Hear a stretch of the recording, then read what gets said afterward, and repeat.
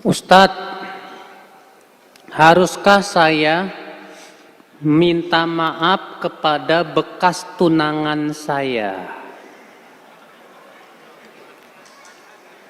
Sedangkan sekarang kami sama-sama sudah menikah. Kenapa minta maafnya?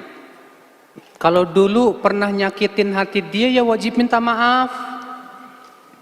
Tapi kalau gara-gara nggak jadi nikah, nggak masalah, itu bukan dosa dalam syariat, Mas. Kalau nggak jadi, ya hak masing-masing. Ya, kalau antum sudah melamar perempuan, kemudian antum bilang, afwan ukhi, kayaknya anak nggak jadi nikah sama anti, boleh nggak? Boleh, dalam Islam nggak apa-apa. Tapi sampaikan dengan bahasa yang baik dan tidak menyakiti hati. Ya.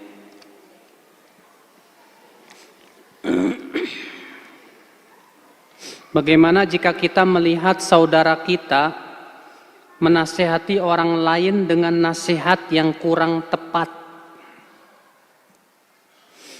Bagusnya antum sampaikanlah kepada dia dengan cara yang baik.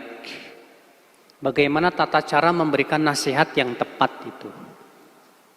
Ya, akhi, tadi ana melihat antum memberikan nasihat, Masya Allah nasihat antum bagus banget, akhi. Tapi kalau disampaikannya begini kayaknya lebih baik deh. Gitu caranya. Ketika antum melihat nasihat dia kurang tepat, antum bilang begini, kurang tepat itu akhi. Yang benar kayak gini, antum juga kurang tepat. Berarti kita juga harus bisa mencari kata yang paling tepat, kalau bisa tidak menyakiti hati dia. Ya.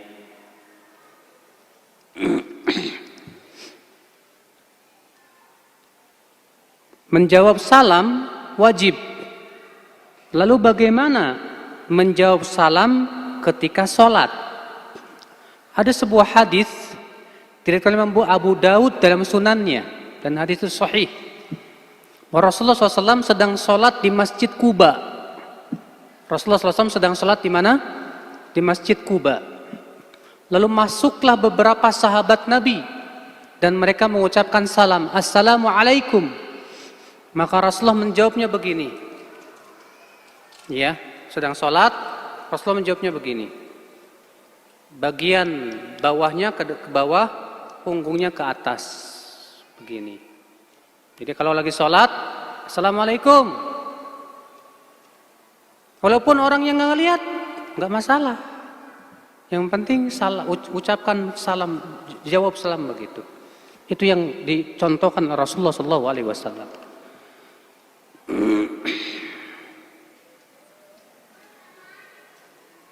Bagaimana caranya menasehati orang yang menggibah kita, dan sikap kita bagaimana? Ada sebuah tauladan dari Imam Al-Hasan Al-Basri. Siapa itu? Imam Al-Hasan Al-Basri. Dan ini disebutkan oleh Imam Adz-Dzahabi dalam kitab Syiar A'lamin Nubala, bahwa ada seseorang datang kepada Imam Al-Hasan Al-Basri. Apa kata orang itu? Hai fulan, saya mendengar si fulan menggibah kamu. Saya mendengar si fulan menggibah kamu. Apa kata Al-Hasan Al-Basri? Tunggu sebentar. Masuklah Al-Hasan Al-Basri ke rumahnya. Diambilnya sekeranjang kurma. Datang. Akhi, tolong satu keranjang kurma ini kasih kepada orang yang menggibah saya ya.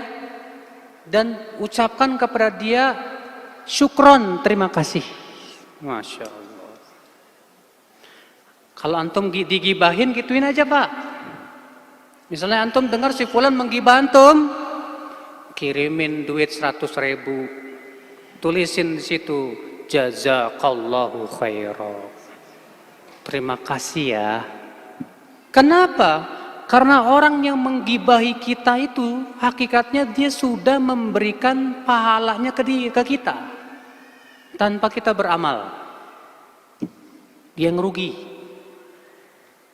Kenapa Al-Hasan Al-Basri memberikan hadiah kepada dia? Supaya dia malu. Ini orang kok digibahin malah ngasih hadiah. Malu itu orang.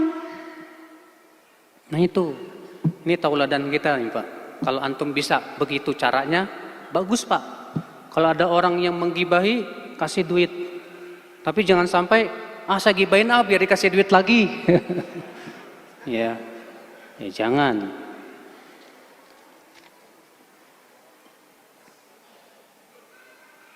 Kenapa Aisyah menyebut Yahudi dengan babi dan kera? Ya karena marah. Coba antum kalau mendengar ada orang yang mencaci maki Rasulullah, marah nggak antum? Pasti antum akan sumpah serapah juga ke dia. Kurang ajar kau. Ya, mungkin antum juga akan lebih dari itu. Babi kau, kunyuk kau, anjing kau, dan yang lainnya. Bisa lebih. Karena marah. Yang namanya orang marah itu terkadang Pak, lepas kontrol. Dan yang namanya lepas kontrol itu masih dimaafkan. Makanya di sini Rasulullah SAW sebatas menasihati Aisyah. Jangan begitu Aisyah, nggak boleh. Ya, masya Allah ya akhwat Islam, azan ya Allah wa yakum. Bolehkah menerima hadiah makanan dari orang yang penghasilannya haram? Ada dua mazhab ulama dalam hal ini. Seorang sahabat yang mulia yang bernama Ibnu Mas'ud, demikian pula Salman Al-Farisi, pernah didatangi seorang laki-laki dan berkata, "Wahai Aba Abdurrahman, ada orang yang penghasilannya haram memberikan kepada saya hadiah makanan. Bolehkah saya makan?" Apa kata Ibnu Mas'ud? Makan saja. Karena itu nikmat buat kamu, haram buat pelakunya. Haram buat orangnya. Lihat Pak, Ibnu Mas'ud mengatakan apa? Makan saja. Karena itu nikmat buat kamu, haram buat apa? Buat dia. Ini pendapat yang saya condong kepadanya. Karena harta itu ada dua macam. Harta yang haram itu ada dua macam, Pak. Yang pertama haram zatnya. Contohnya apa? Harta hasil korupsi, harta hasil mencuri, harta hasil merampok. Yang seperti ini tetap tidak boleh dan tetap haram. Karena masalahnya itu hak orang lain. Punya orang itu masalahnya. Yang kedua, haram karena transaksi. Haram karena apa? Transaksi. Transaksinya yang haram. Kalau ada orang yang kerjanya haram, berarti karena transaksinya dia. Pada asalnya uang itu halal tidak? Uang itu pada asalnya halal, Pak. Yang membuat haram apa? Transaksinya. Maka kalau transaksinya halal lagi, halal. Antum jualan pisang goreng, lalu ada pegawai bank yang penghasilannya haram, beli pisang goreng ke antum. Buat antum halal nggak? Halal. Karena transaksi kita dengan dia halal, jual beli. Tapi buat dia dosa. Hadiah transaksi bukan? Hadiah juga transaksi sama. Transaksi yang halal. Akhi, ini saya kasih hadiah buat antum. Halal buat antum. Tapi haram buat dia. Walaupun banyak ulama berpendapat yang lebih hati-hati tidak dimakan. Itu lebih dekat kepada kehati-hatian. Sebagaimana itu perbuatan Abu Bakar. Abu Bakar pernah dikasih makan sama siapa namanya, Mistoh apa ya, lupa. Kemudian Abu Bakar makan. Setelah selesai makan, pelayannya Abu Bakar ini berkata apa? Hai Abu Bakar, kamu tahu tidak makanan yang kamu makan tadi dari mana? Dari mana Abu Bakar? Itu dari hasil bekas dulu saya pernah jadi dukun. Saya mendukun padahal saya bukan dukun. Dikasih duit. Nah, makanan itu yang saya hasil yang kamu makan tadi. Maka Abu Bakar langsung memasukkan jarinya Pak ke mulutnya. Dimuntahkan semuanya. Dimuntahkan. Kata para ulama, yang perbuatan Abu Bakar ini sebagai kehati-hatian itu lebih baik. Ya.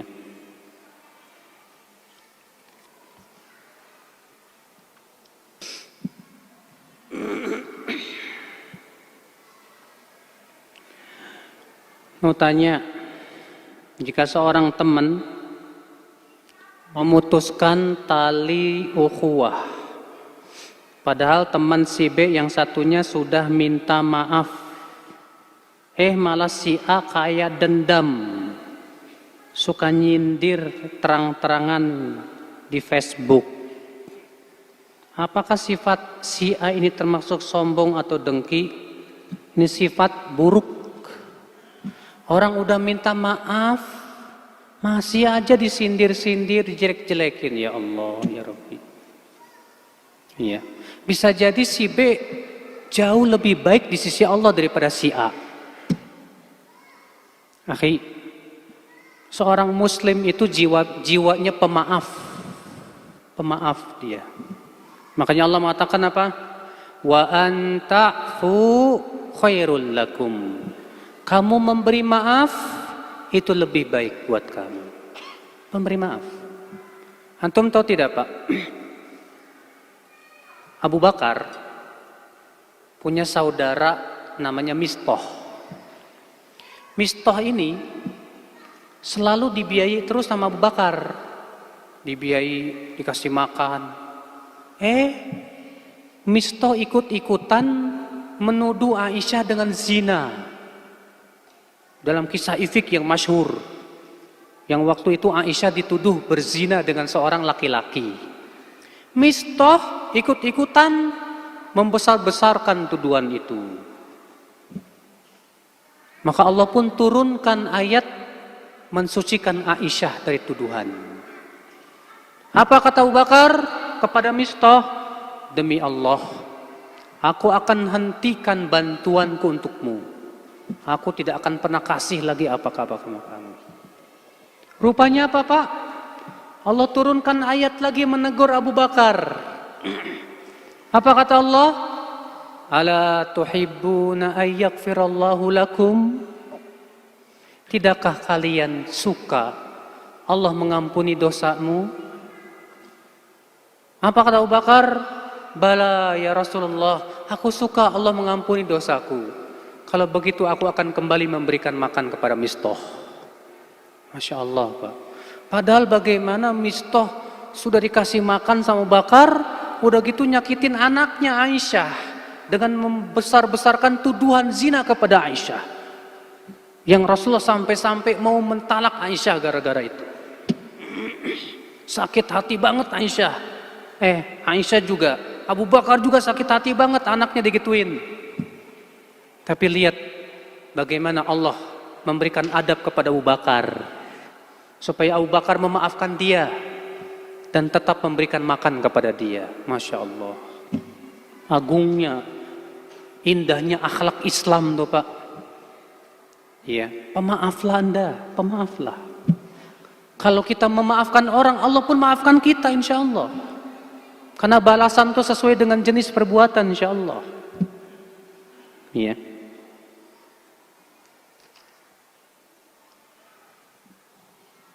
Apa yang harus kita lakukan kalau kita sakit hati kepada perlakuan atau ucapan orang lain? Doakan. Doakan. Kalau antum sakit hati dengan ucapan dia, tahanlah emosi antum.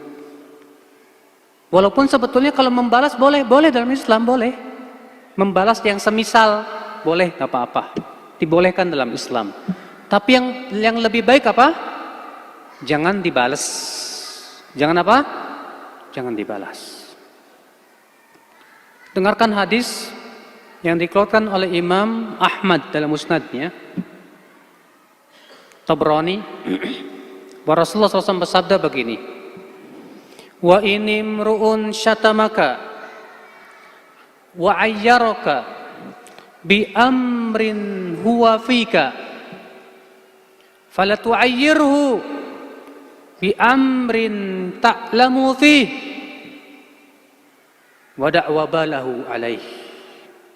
Kalau ada orang yang mencaci maki kamu dengan aib yang memang ada pada diri kamu, jangan kamu balas dengan mencaci maki dia dengan aib yang kamu tahu ada pada dari dia.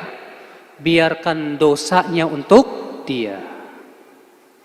Subhanallah, lihat Pak. Kalau ada orang yang mencaci maki kita, jangan dibalas. Kenapa? Pertama, dosa buat dia, pahala buat kita. Yang kedua, malaikat yang akan menjawab dia. Sebagaimana dalam riwayat Tirmidzi, Rasulullah SAW pernah melihat Abu Bakar dicaci maki oleh orang. Abu Bakar diam, maka Rasulullah pun tersenyum. Dicaci maki lagi, Abu Bakar diam. Caci maki lagi, Abu Bakar diam. Rasulullah tersenyum. Rupanya Abu Bakar gak tahan. Abu Bakar langsung balas mencaci maki dia. Maka Rasulullah pun pergi. Melihat itu Abu Bakar merasa heran, Rasulullah pergi. Dikejarnya oleh Abu Bakar Rasulullah SAW. Ditanya oleh Abu Bakar, "Hai Rasulullah, tadi ketika aku diam kau tersenyum, dan ketika aku balas engkau pergi." Apa kata Rasulullah, ya Abu Bakar? "Ketika engkau diam, aku melihat malaikat yang membalas caci makian dia. Maka aku tersenyum. Dan ketika engkau membalas, aku lihat setan hadir. Dan aku tidak mau duduk di majelis yang dihadiri oleh setan." Tuh lihat Pak. Jadi kalau ada orang yang mencaci maki kita di Facebook, cuekin. Bilang kepada dia, semoga Allah memberikanmu hidayah. Titik, selesai. Gak usah kita apa? Ledeni Pak, gak usah. Itulah akhlak Islam, ya akhlak Islam. Jadi kalau kita sakit hati, udahlah, sakit hati gak masalah Pak. Tapi jangan dibalas dengan sikap yang sama. Jangan. Karena itu insya Allah kebaikan buat kita. Memang butuh kesabaran yang luar biasa memang. Sangat membutuhkan kesabaran yang luar biasa.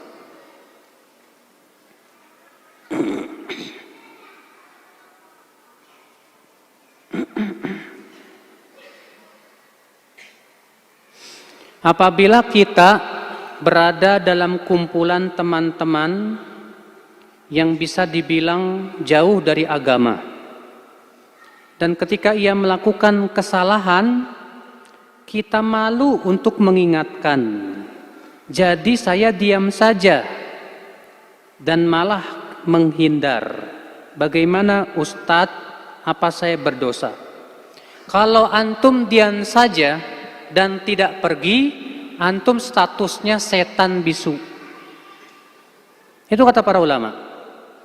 Kalau kita berada di majelis itu dan teman kita berbuat dosa di depan kita, kita diam gara-gara malu, kita setan bisu. Kalau kita nggak mampu mengingkari, pergi. Afwan, maaf ya akhi, saya ada keperluan bentar, pergi aja udah. Sebagaimana Allah berfirman di dalam surat apa? An-Nisa. Wa idza ra'aital ladzina yakhuduna fi ayatina fa'arid anhum hatta yakhudu fi haditsin ghairihi. Apabila kamu melihat orang-orang itu sedang memperolok ayat-ayat kami, maka berpalinglah dari mereka sampai mereka berbicara dalam pembicaraan yang lainnya. Lihat tuh. Jadi kalau kita lagi kumpul sama teman-teman yang satu berbuat dosa, wajib kita mengingkari, wajib. Kalau kita tidak mengingkari alias diam, padahal kita mampu, kita setan bisu dan kita dapat dosa juga. Kalau nggak mampu, udah mendingan pergi aja deh. Tinggalkan majelis itu. Karena itu majelis yang dihadiri oleh setan.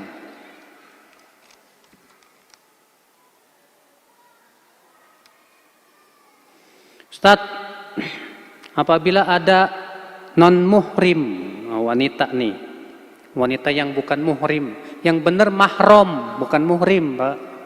Muhrim itu orang yang sedang ihram, ya, muhrim namanya.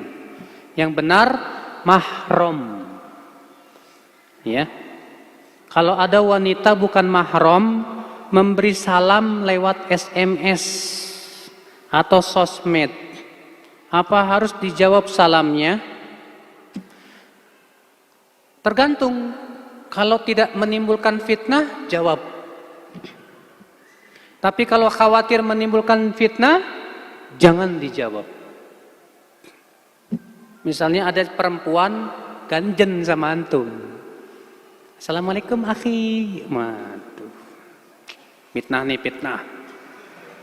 Delete langsung udah. Kan wajib jawab salam.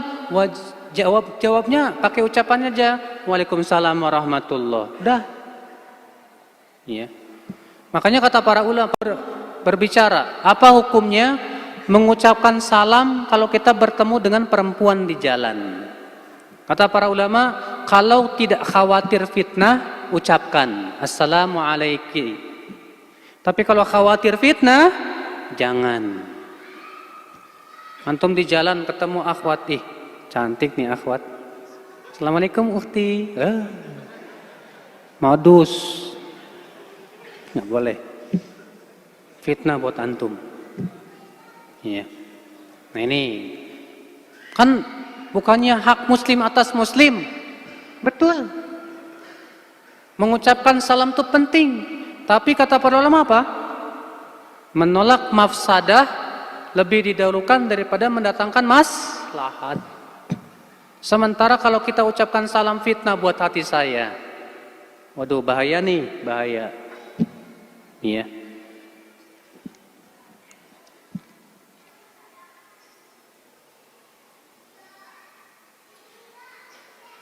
Bagaimana jika saya serumah dengan teman? Belakangan saya dapati ada sifat-sifat yang tidak cocok, kemudian saya bersepakat dengannya untuk berpisah. Apakah itu keputusan yang baik Ustadz? Karena saya khawatir di kemudian hari terjadi konflik. Kalau berpisah niatnya karena ingin menghindari konflik dan supaya rasa cinta karena Allahnya tetap kuat, silahkan. Umar bin Khattab pernah menasihati. Apa kata Umar? Hendaknya adik sama kakak itu tinggalnya jangan saling berdekatan, jauh-jauhan. Umar bin Khattab ngomong gitu, Pak. Hendaknya adik kakak itu tinggalnya jangan apa? Saling deketan, tapi hendaknya apa? Berjauhan. Kenapa? Karena kalau kata orang Indonesia, saudara itu kalau deket bau tai, tapi kalau jauh harum. Bener, Pak. Supaya apa? Supaya tidak terjadi putusnya silaturahim. Kalau jauh biasanya saling kangen gitu, Pak, saling kangen. Nggak masalah kalau tujuannya seperti itu, nggak apa-apa, itu bagus. Akhi, karena saya takut hubungan kita pecah, gimana kalau kita beda kontrakan aja ya? Insya Allah mudah-mudahan itu kebaikan buat kita. Ini dalam rangka menjaga hubungan kita sesama muslim supaya tidak rusak. Nggak apa-apa. Kalau memang tujuannya maslahatnya jauh lebih besar. Allahu a'lam. Baiklah Bapak, asar jam berapa ya? Hah? 15:20. Oke.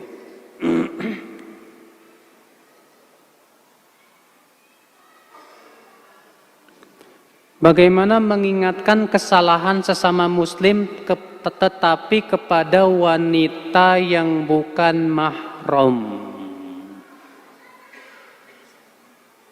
Kalau memang tidak khawatir fitnah, silahkan.